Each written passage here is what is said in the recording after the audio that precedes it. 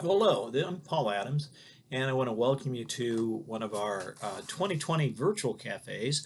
We originally intended this one to be much earlier, but due to this disruption this spring, we put it off. But this is the Apollo 13 slideshow, and I'm presenting here as a NASA JPL Solar System ambassador. And I want to credit this program to other ambassadors who had developed it and as part of the celebration of the 50th anniversary of the Apollo 13 mission. And so with that, we'll jump right in. And if you do have questions afterward, please feel free to post them to the Facebook account. We'll do it. So Apollo 13 is part of a whole series of planned missions that were going to Mars. We can go back all the way to 1959, rather, with a crash landing or an impactor into Mars, all the way through the very last manned mission with the Apollo 17. And as you look at this, you can see there have been a lot of missions to the moon.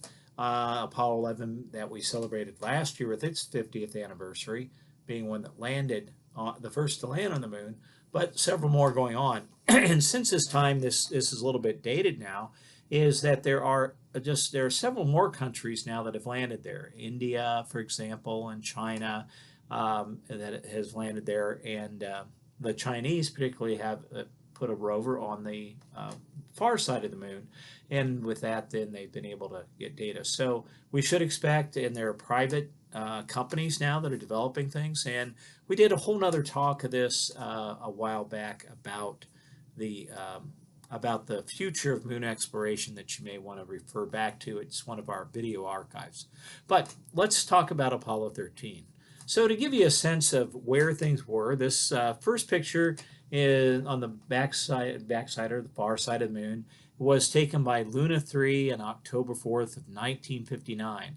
And it was the first one to return images. Doesn't look too good, but yet it was done.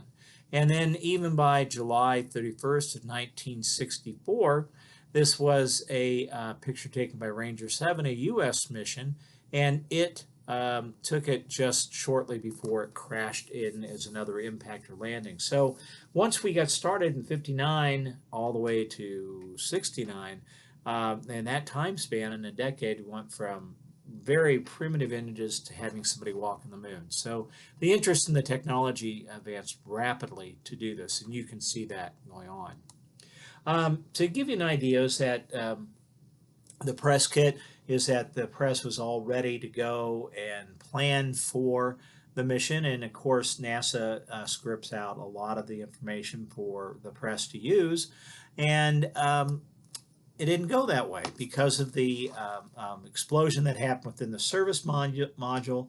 What really did come out was a review to figure out what went wrong and to learn from that to go through. And I guess the part that I want you to see is if you look up here at the top line of the preface says, the Apollo 13 accident, which aborted man's third mission to explore the surface of the moon, is a harsh reminder of the immense difficulty of this undertaking. And I think that's a great point to note. So the astronauts that were going to go, you can see them all here. We have Hayes and Swigert and Lovell, and if you've watched the movie Apollo 13, and if you haven't, I encourage you to do it because it captures the story very well. Was planned to go up April 11th to 17th. That was the planned mission, and these were the fellows that got selected. Now, what's kind of interesting with that is that Swigert was not originally scheduled to be on this flight. About 72 hours before, he replaced Ken Mattingly, who you see here, because he was exposed to German measles. And so because of that, Swigert was the backup command module pilot, and he is the reason that he flew in this flight. So here you see it, the launch, Apollo 11, big crowd there to take a look at it.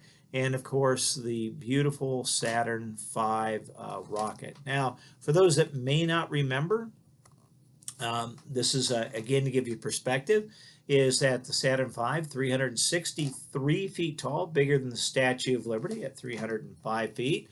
And, the Saturn V is still one of the most impressive rockets that humans have ever built. It's a it has 3 stages, solid fuel motor, 2 inner stages, a payload, a parachute, an aerodynamic nose cone, avionics, and a fuel tank, and stabilizing fins. And so if you look at that, as we said, the height across is 33 feet. In terms of weight, it is over 6 million pounds, or the weight of 400 elephants. Its first flight was actually November 9th of 1967, an uncrewed mission, and it generated 6 million pounds of thrust, or 34.5 million newtons. And that's more than 85 Hoover dams. And what was it capable of doing? It was capable of launching 50 tons to the moon, about the same as 4 school buses. And so the Apollo 13 was the 8th launch in the Saturn V series and the 6th crew launch. So it wasn't a primitive rocket. It was actually, in terms of rockets, a pretty well-developed system. In terms of the important piece, that booster, the Saturn V, was to get this configuration to the moon. And as you look here, you see the configuration shortly after they reach orbit, where you have the service module, which is where the problem was, the command module, and that together made the Odyssey, and then the Aquarius lunar module that had the descent stage and the ascent stage. And of course, they were designed to couple together and uncouple, which, as you think about it, that was really kind of cool. But this is how it was meant to coast from on the way to the moon. And it's very cool to see that there. Now, here's a picture of what the moon was like on April 15th, 1970. And on this, you can see where Apollo 12 was. Apollo 11 landed, and Apollo 12 landed in the Ocean of Storms, Apollo 11 in the Mare Tranquillus, or the Sea of Tranquility. And Apollo 13 was supposed to land just a little bit east of Apollo 12 at Frau Maro. And it was supposed to land on April 15th. Well, and even though we got an excuse this year on April 15th, some of the astronauts did not actually get their taxes in. So, from mission control, they kind of kidded with them and said, well, should I apply for extension? And, kind of making a joke, except for Swigert, who was, remember, 74 hours ahead of time, actually didn't get his taxes filed, and he did need an extension, so they were able to work with him to get that extension, but it really did happen that way, that he didn't get it done. And so everybody was laughing to help him out, but anyway, that kind of did happen there. So in terms of TV, they did broadcast it back. And, one of the things about it is they were trying to do TV broadcasts of this. But, at this time with Apollo 13, people had seen Apollo 11, Apollo 12. And though you might think that this would be covered, actually what happened was they made this video about 55 hours into the flight. And they were there wishing everybody a nice evening, talking about what was going on. But, about what happened is that a lot of people didn't see it because they were watching other things on TV. And this broadcast happened 9 minutes after they finished this broadcast is when the explosion occurred. So people didn't see it until the explosion happened. And what people were watching, Dick Cavett, and I Love Lucy, and baseball. So kind of an interest wanes, interest grows, but after this, the interest really grew quite a bit. So what happened, or when did this happen? Well, one of the things that happened is that they asked the astronauts to make a cryostor, and that was in their tanks that they have, and the cryogenic tanks, the switches that controlled heaters and fans, that's where they were able to store oxygen and use these to also their fuel storage. And so they asked Swigert to stir the tank to make sure everything was mixed up very well. And he requested, and one of the reasons they did this is that the 2 oxygen tanks earlier in the day, they had a quantity sensor for tank 2 had failed. And so tank 2's sensor couldn't be trusted. So it would be important to keep an eye on tank 1's quantity and extrapolate tank 2's depletion from that, because they should have come off at the same thing. And these stir was to make sure everything was mixed up and so that it would be ready for him to go in the next morning. Well, after they did the stir, he flipped the switch in the second oxygen tank where it wasn't reading right, and an explosion occurred. And as you can see, the comment was, "Houston, we have a problem." And it was kind of a strange thing. It goes, "Houston, I believe we have a problem here," is what Lovell said. Ground control said, "Our mission control, this is you, say again." And Lovell, "Houston, we have had a problem. We have a main B bus undervolt," which means they were not producing electricity anymore, that they needed to do it.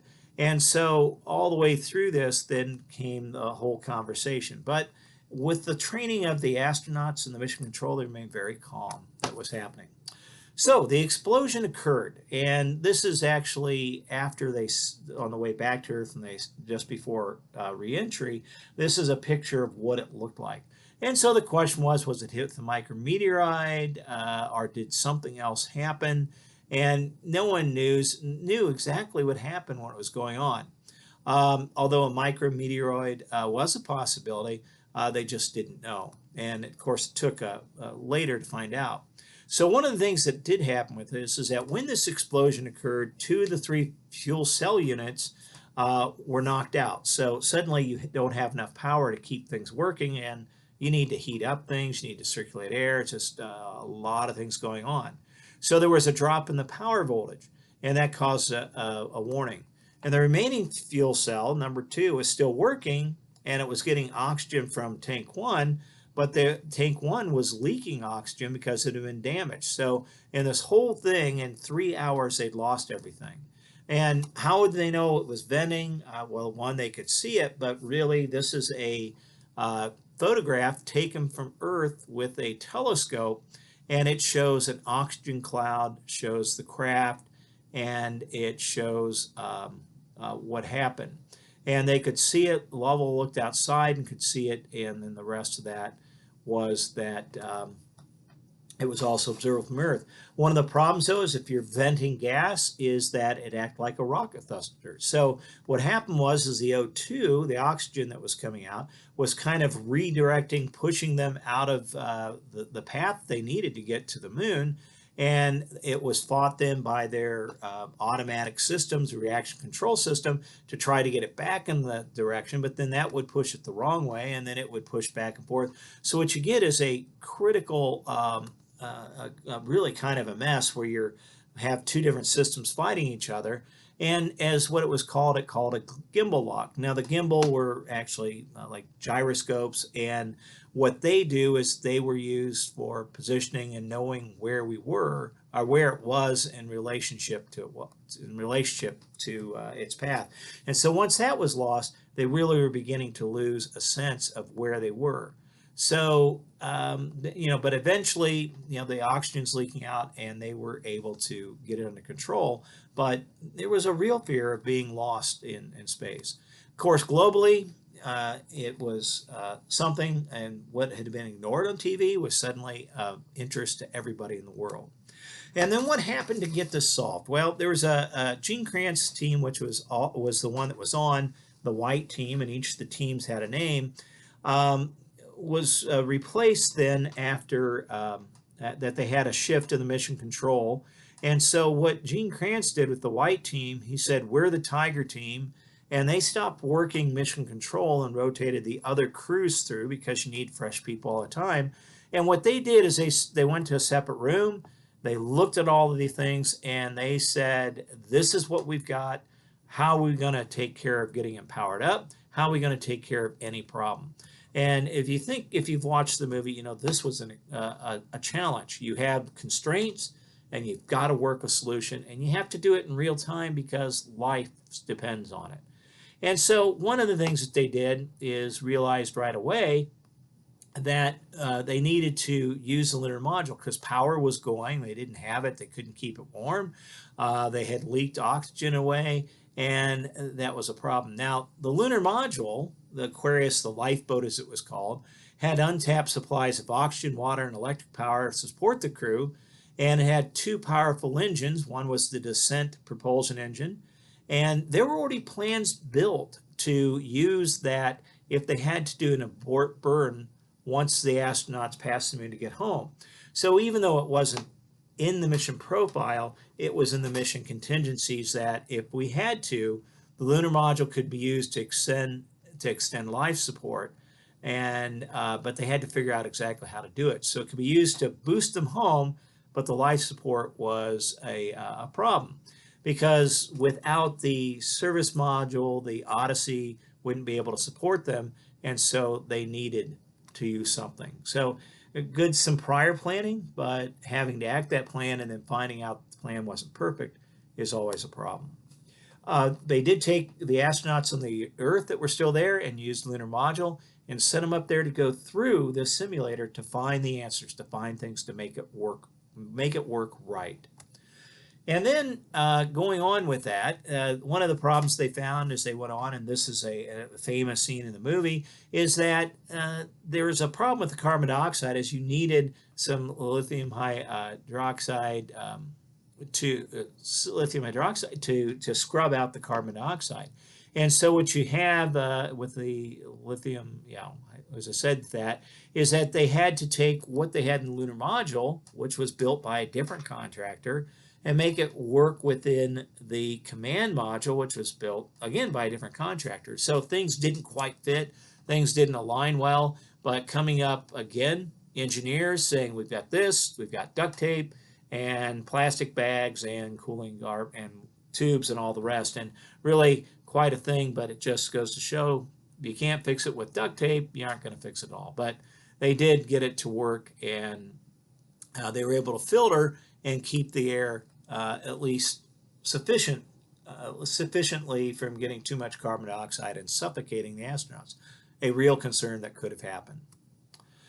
And so once that's done, once that happened then, one of the things they had to do was return to Earth. And one of the things I want to share, this is a video and hopefully it'll play well, but one of the things you have to keep in mind is that to return to Earth, they had to go around the moon to get the gravity boost and the burn to realign them and set them on the moon path. And think of this is that you've got problems, your craft is failing, you don't know what's going to go wrong next, and you're on Earth as a mission control person, and you're going to go, okay, we're going to lose radio contact, and you're on the craft and you say, we're going to lose radio contact. But though there was a fear, here is what it looked like, and this is done with the Lunar Reconnaissance Orbiter with a 4K, and you can read it. I'll be silent while you appreciate the beauty of this and what they saw.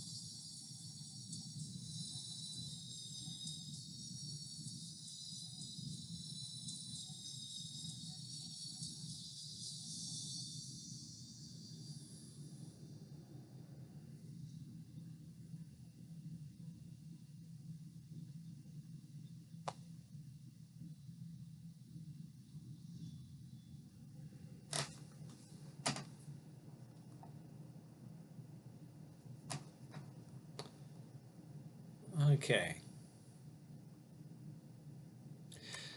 Well, and as you saw in that video, beautiful shot. And imagine you spent your life, your career getting ready for this, and that's as close as it gets. And for James Lovell, for him, it really probably was the hardest of all because it's the second time he had been around the moon.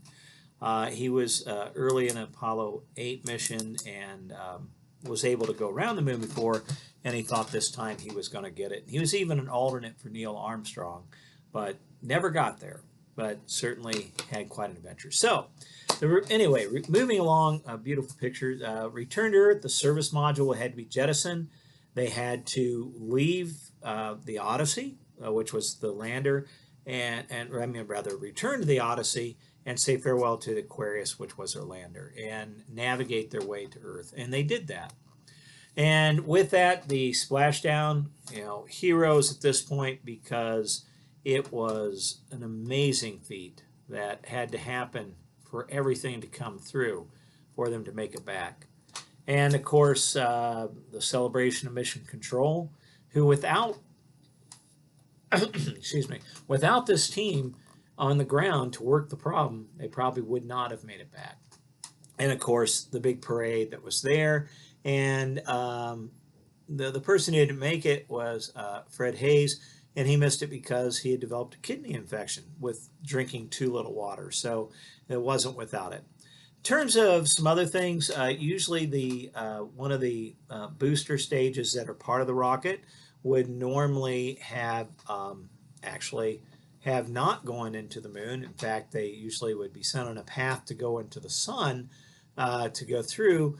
But one of the things that did occur here is that they intentionally crashed this onto the moon to get some seismic data. So there was some scientific data that came out, and this is really a picture of a seismic sensor on the moon, and you can see the booster.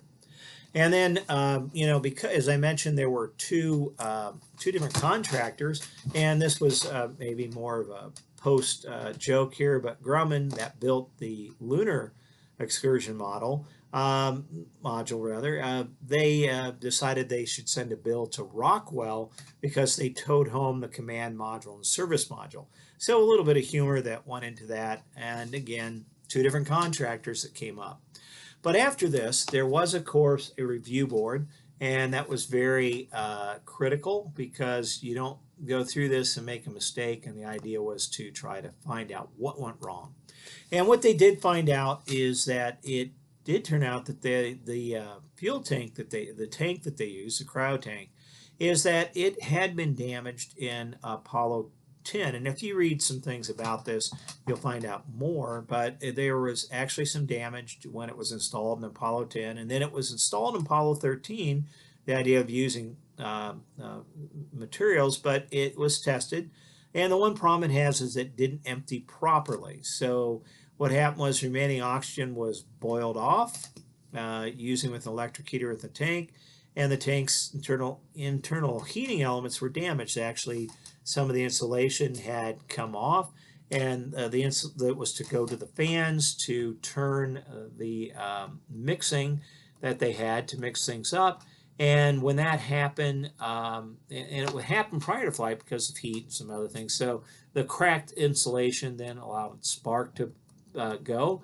And though in space we talk about no fire, but what really could occur is because there was oxygen that did not empty, it was enough to start a combustion, and everything that was combustible in that area suddenly caught fire and burned. And it what happened is it burned at the heat of about 1,000 degrees Fahrenheit. So once that happened, the gases built up, and of course it exploded. So you can read more about this, but it was definitely a mistake that was made about and missing something on the inspection.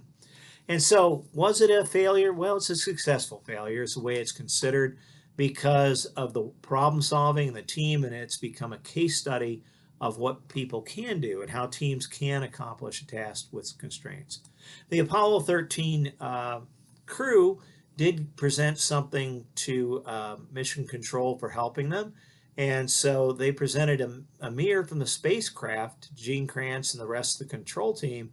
And that mirror still hangs in mission control over a water fountain that says to reflect the image of the people in mission control who got us back. And anyway, but it is there. In 2019, it was there. And it does reflect those who made the difference. If you want to see the module, it is have a Kansas connection. The name is Odyssey, of course, is there, and located at Kansas, the Apollo 13 module, and of course, the Cosmosphere, very good resource for you. I will say that in terms of more info, there's a great deal of stuff out on the web about Apollo 13, the movies, and a lot of information. But this is an interview, a short overview of it to make up for a missing Science Cafe, but also something if you found interesting to go back, because it's really a great study of how we were able to use and overcome a failure. And I think that's very much worth your time to look at. So I thank you for your attention. Do post questions that you have, and join us for future Science Cafes.